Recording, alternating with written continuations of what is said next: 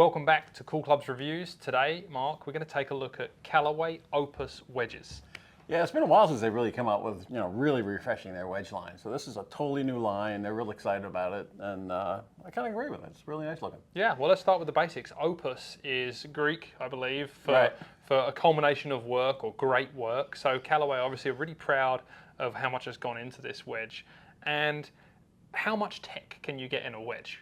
Well, not that much, really. I mean, if you think about what's really gone on wedges for the last, 30 years or so, they're either forged, they're cast. Not a lot really going on. Obviously, there's a lot of technology in the grooves and how we've gotten around what the USGA requirements are and what you can and can't do, and there's been a lot of tweaking over that over time.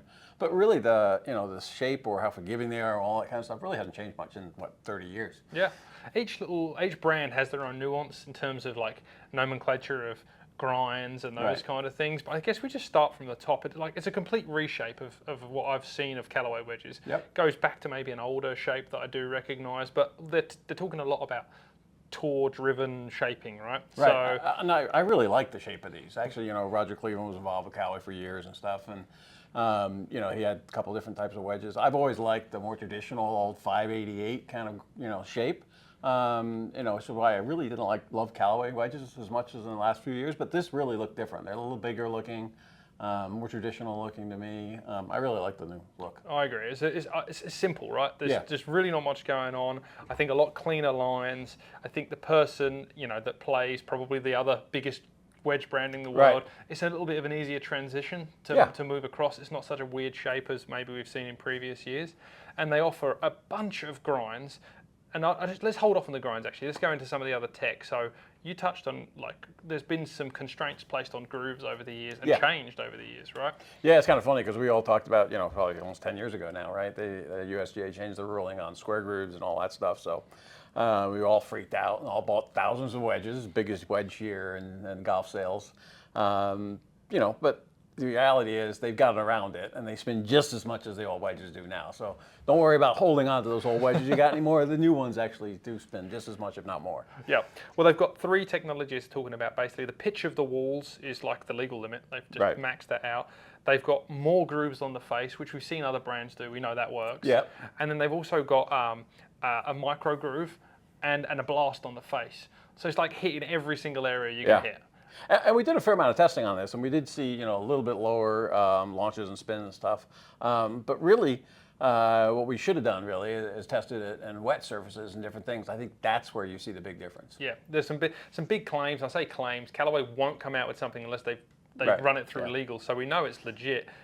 We did some testing, as Mark says. It didn't demonstrate to the extreme, but we just tested dry with some pretty basic conditions. We did see lower launch, higher spin, which is what most good players want. A little bit, but I think we see a lot more of that with with a wet test or grass in the way or something. Yeah, and that's really what grooves are about, right? Removing debris, removing water from that contact point, so you get a more clean surface. On a relatively full swing, with a dry ball and stuff, they stick pretty good anyway without grooves. So you really don't see the benefits of the grooves until you start messing with materials in the face. It's kind of separate those two. Yeah, some of the groove technology is about opening the face too. I know they've kind of angled some of the pitch, so the open face shots are a little more tight. I'll just talk about they've got two options: regular Opus, and there's another one I'll let you lean into. But the regular Opus have got T grind, C grind, S grind, and W grind, and you've seen all those grinds before from Callaway, and they're basically, as I named them, that's working up the bounce and width of sole scale. So T, which is my favorite grind certainly out of these new ones, and we've seen T in other models of wedges too, is this really, really sharp leading edge. I've got some B-roll here for you. Low bounce on the front edge, lots of heel relief, lots of trailing edge relief. So I think way open, wide up, way open. All kinds of stuff with it. Certainly in Arizona, hard pan, tight grass, no sand in bunkers. And then it works all the way up to W, which is the other end of that scale, which is wide sole, less grind going on, but that might suit, more of a digger, wet ground, heavier grass. Let's touch on that a little bit too. The one's not right or wrong for everybody, right? The reason there's 5 different grinds in this case, is because different people attack it differently. The steeper you are and the bigger divot generally you want more bounce and a wider sole.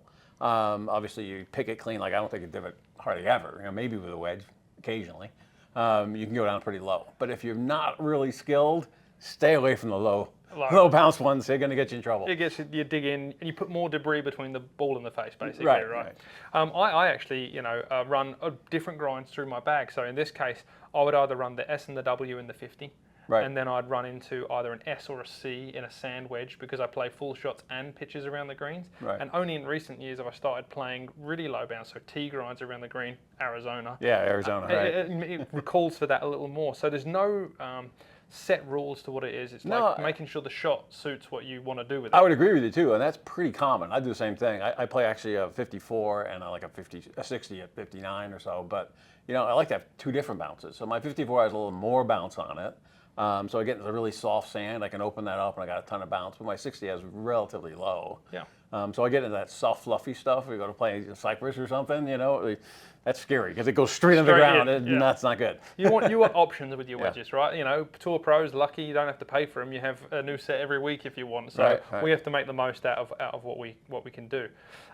They've got two finishes in the regular Opus. We got the brushed chrome and the black shadow.